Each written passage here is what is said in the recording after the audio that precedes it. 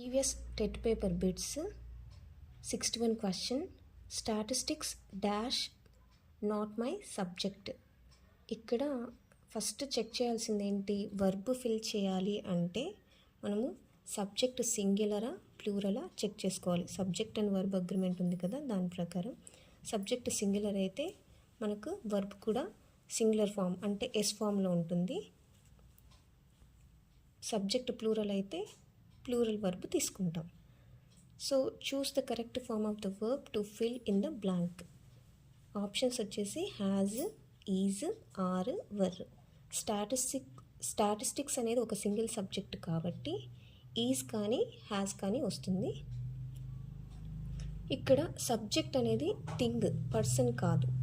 So మనము is అని తీసుకుంటాం. ఒకవేళ ఒక గర్ల్ గురించి మాట్లాడుతున్నామంటే గర్ల్ హ్యాజ్ గుడ్ క్వాలిటీస్ అలాగొస్తుంది. సో ఇక్కడ సబ్జెక్ట్ వచ్చేసి థింగ్ కాబట్టి ఈజ్ తీసుకుంటాం. నో బడీ ఫోన్డ్ అంటే ఎవ్వరూ నాకు ఫోన్ చేయడం జరగలేదు అంటే పాస్ట్ టెన్స్ అది. సో మనకి పాస్ట్ టెన్స్లో వచ్చే డూ ఫామ్స్ ఏంటి, డిడ్, ఓకే డిడ్ వస్తుంది. So did, they. ఇచ్చిన సెంటెన్స్ నెగిటివ్ ఫామ్లో ఉంది కాబట్టి మనకి క్వశ్చన్ ట్యాగ్లో నాట్ అనేది ఉండదు. 63 he said please give us some water.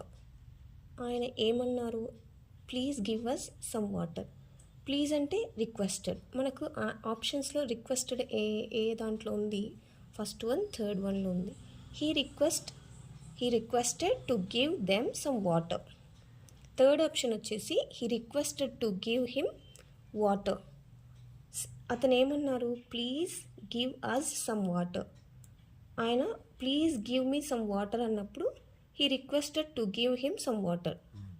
But ఇక్కడ ఏమొచ్చింది, he requested to give them some water. Us అన్నారు కాబట్టి దెమ్ అవుతుందన్నమాట.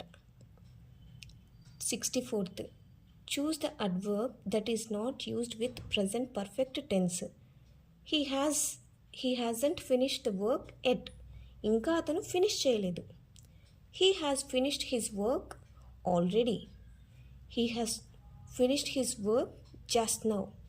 సో ఇక్కడంతా ప్రజెంట్ పర్ఫెక్ట్లో మనం ఎట్, ఆల్రెడీ, జస్ట్ వాడాం. టుమారో ఎప్పుడు వాడతాము, ప్రజెంట్ టెన్స్లో అయితే వాడాం కదా, అందుకనేసి టుమారో అనేది వాడము.